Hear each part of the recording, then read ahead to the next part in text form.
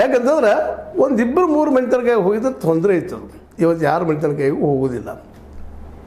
ಯಾಕಂದರೆ ಎಲ್ಲರೂ ಜಾಗೃತ ಆಗಿದ್ದಾರೆ. ಇದು ಆಗಬೇಕಾಗಿತ್ತು. ಇದೇ ಇವತ್ತು ನಮ್ಮ ರಾಷ್ಟ್ರ ಮಟ್ಟದಲ್ಲಿ, ರಾಜ್ಯ ಮಟ್ಟದಲ್ಲಿ, ತಾಲೂಕು ಮಟ್ಟದಲ್ಲಿ ಸಹಿತ ಇವತ್ತು ಎಚ್ಚರಿಕೆ ವಹಿಸುವಂಥ ಮತದಾರ ಬರಬೇಕಾಗಿದೆ ನಮಗೆ. ಅದನ್ನು ಮೇಲೆ ಮಾತ್ರ ಹೇಳ್ತಾನೆ ಇರ್ತಾನೆ ಇಲ್ಲ. ಯಾಕಂದರೆ ಮತದಾರ ಎಲ್ಲಿವರೆಗೆ ಜಾಗೃತನಾಗೋದಿಲ್ವೋ, ಎಲ್ಲಿವರೆಗೆ ಎಚ್ಚರ ವಹಿಸೋದಿಲ್ವೋ ಈ ದೇಶದ ಭ್ರಷ್ಟಾಚಾರ ಆಗಲಿ ಮತ್ತೊಂದಾಗಲಿ ಹೋಗ್ಲಿಕ್ಕೆ ಸಾಧ್ಯನೇ ಇಲ್ಲ.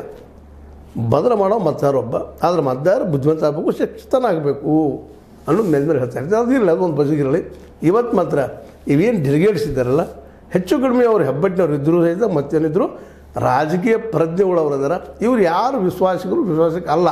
ಮುಖಾಮುಖಿ ಕೆಲವು ಮಾತಾಡಲಿಕ್ಕೆ ಆಗೋದಿಲ್ಲ. ಮತ್ತು ಮಾತಾಡಬಾರ್ದು. ಅದನ್ನು ಕಳ್ಳಂದ್ರೆ ಜಾಸ್ತಿ ಆಗ್ತದೆ. ಕಾನೂನು ಪ್ರಕಾರ ಏನಾಗ್ತದೆ ಮತ್ತು ಬೇರೆ ಒಳ್ಳೆಯವ್ರಿಗೆ ಏನು ಅನಿಸೋದಿಲ್ಲ. ಆದರೆ ಪಾಪ ನೀವು ಕಳ್ಳತನ ಮಾಡಿರೋದಿಲ್ಲ, ನೀವು ಕಳ್ಳಂದಾಗ ತ್ರಾಸ ಆಗ್ತದೆ.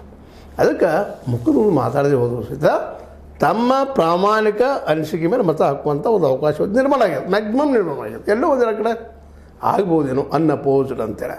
ಅದು ಆಗಬಾರದು. ಇದು ಯಾವುದೇ ರೀತಿಯಿಂದ ಇವತ್ತು ಗೋಕಾಕ್ ಮತ್ತು ನಮ್ಮ ಬದಿಯ ಮೂಡಲಿಗೆಯಲ್ಲೇ ಚುನಾವಣೆ ಆಗಲಿಕ್ಕಿಲ್ಲ, ಅವಿರೋಧ ಆಗಬಹುದು ಅನ್ನುವಂಥ ಮಾತುಗಳು ಕೇಳಿ ಬರ್ತವೆ. ಅದು ಆಗಬಾರ್ದು. ವಿರೋಧ ಎಷ್ಟೋ ನಿಲ್ಲಿ, ಎಷ್ಟೋ ತೊಗೊಳ್ಳಿ ಅವ್ರ ಮತಗಳನ್ನು, 2 ತೊಗೊಳ್ಳಿ 0 ತೊಗೊಳ್ಳಿ ನಿಲ್ಲಬೇಕಲ್ಲಿ. ಅಲ್ಲಿ ಆ ಪ್ರತಿಭಟನೆ ಆಗಬೇಕು. ವಿರೋಧ ಇದ್ದಾರೆ ಅಂತ ಗೊತ್ತಾಗಬೇಕು. ಅದೇ ಪ್ರಜಾಪ್ರಭುತ್ವದ ಸೌಂದರ್ಯ.